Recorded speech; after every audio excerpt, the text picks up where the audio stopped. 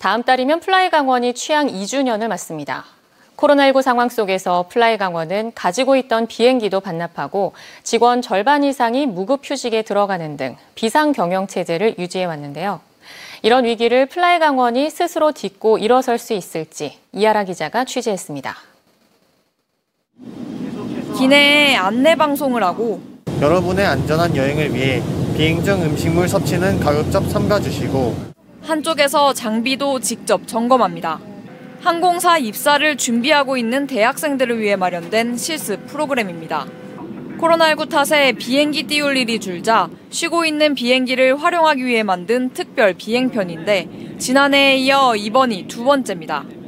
운항을 안 해도 유지 비용은 계속 들어가기 때문에 조금이나마 수익에 보태보려 이렇게 특별 비행편을 띄운 겁니다. 플라이강원은 2년 전 대만과 필리핀 등 해외 노선을 취항했지만 3개월 만에 코로나19가 확산되면서 국제선 운항을 중단해야만 했습니다. 항공과 관광을 융합한 사업 모델로 출범했기 때문에 국제선을 띄우고 해외에서 관광객을 유치해야 영업이익을 낼 수 있는데 출범하자마자 확산된 코로나19 탓에 이익을 내기가 어려웠습니다. 강원도에서 지급하는 운항 장려금도 국제선 중단 탓에 받지 못했습니다. 단순 운송 수입만을 기대하는 것이 아니고요. 해외 관광객들, 백신 접종이 완료된 관광객들을 모시고 와서 강원도에 관광을 시켜드리고 거기에서 발생되는 부가 수익까지 기대를 하고 있어서 위드 코로나 논의가 본격적으로 나오면서 국토교통부는 1년 7개월 동안 중단됐던 지방공항 국제선을 단계적으로 재개할 계획이라고 밝혔습니다. 양양공항에서는 내년 1월부터 국제선 운항이 다시 시작될 것으로 보입니다.